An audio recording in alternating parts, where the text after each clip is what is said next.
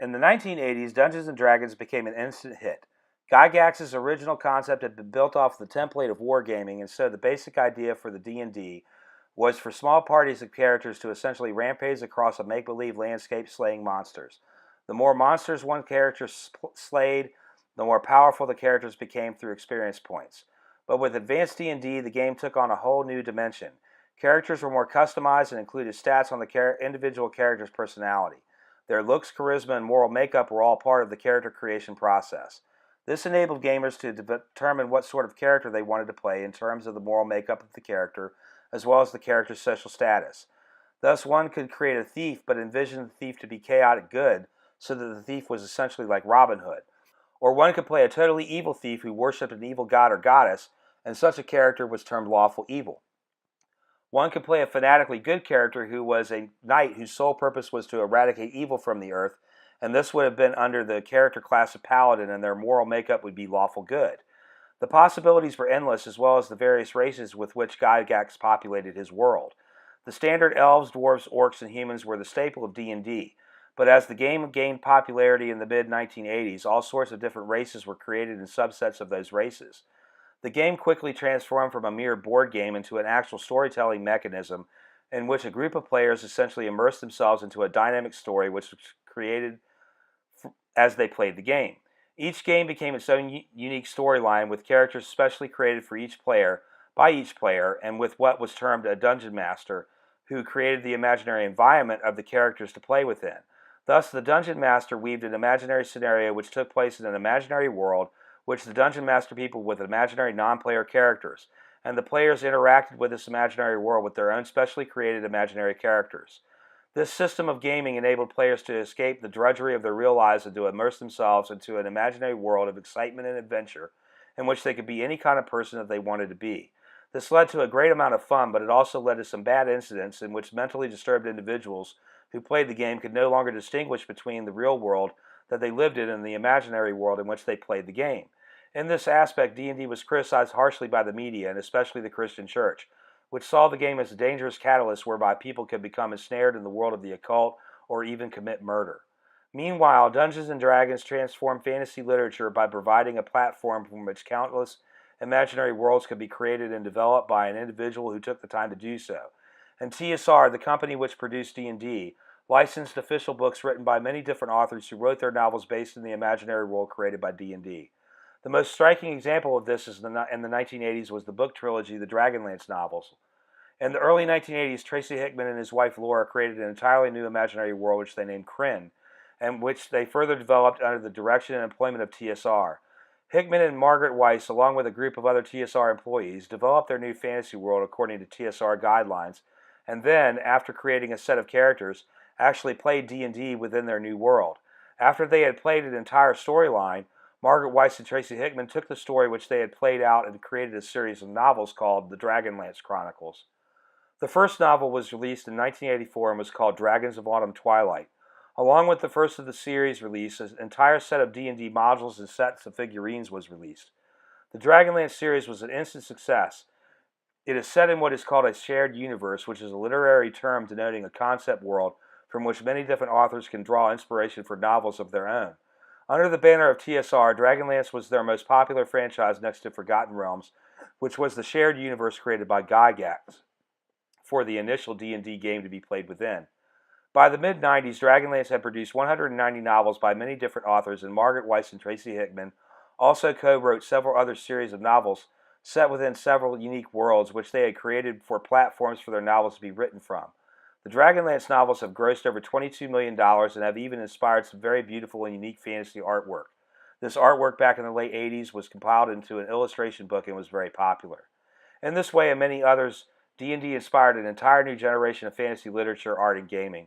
D&D created an entirely new genre of gaming which is called role-playing games. And during the 80s and 90s, many different kinds of role-playing games, totally separate from TSR franchise, emerged which were based upon D&D but with their own shared universes and rules of gameplay. The Amber Chronicles, a popular series of novels from the 1970s, took its cue from D&D and generated a role-playing game, the rules of which were designed to be played without dice.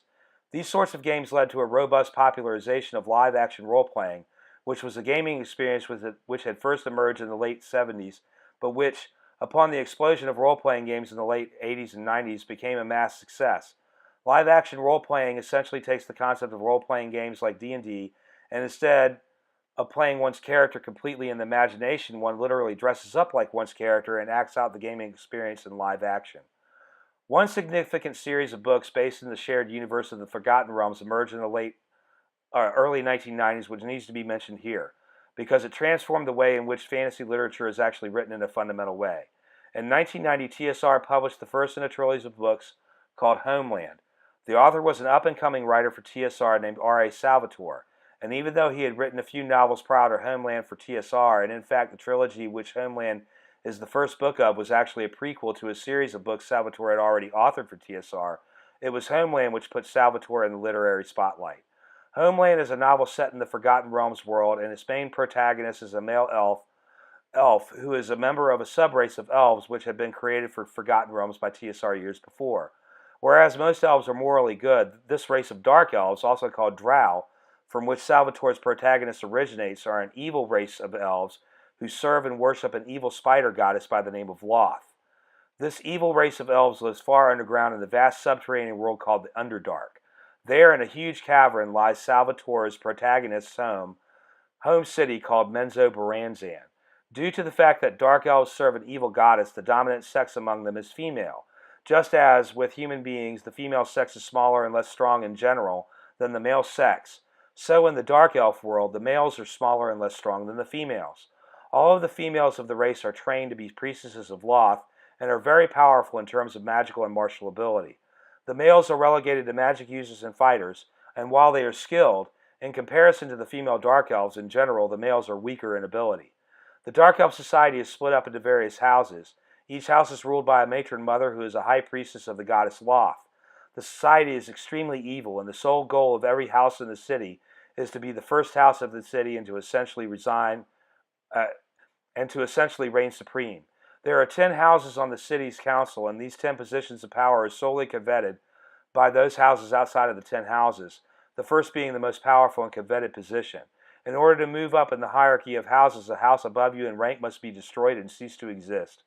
There are, however, sets of laws that govern the society, and even though evil, and even though it is the goal of every house to destroy the house above it in rank, and this is accepted as a worthy thing to aspire to, the destruction of a house or murder of one's rival cannot be done in plain sight.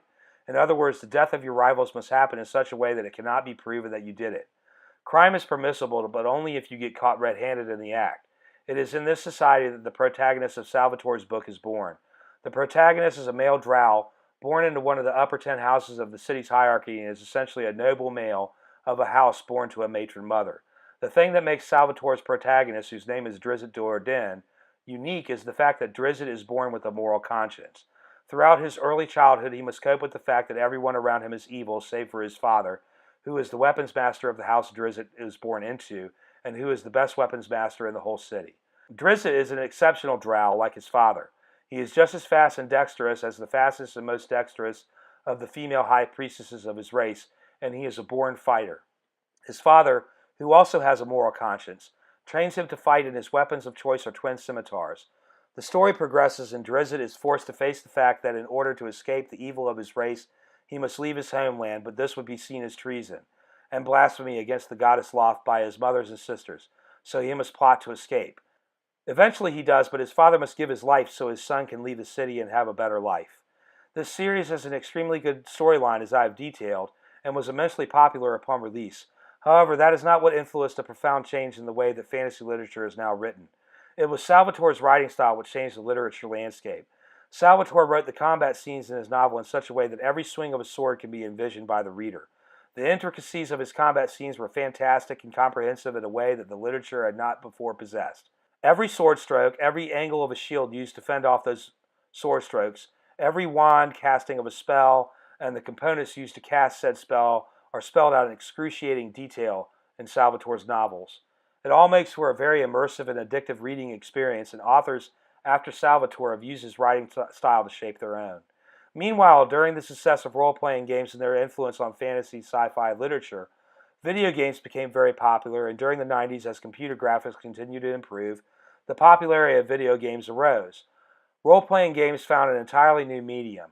in PC computer gaming, and by the early 2000s, computer graphics had advanced to such an extent that it was possible for a single individual to sit down at his or her computer and to play an entire session of D&D complete with a whole party of characters, all by themselves, with the computer acting as the dungeon master.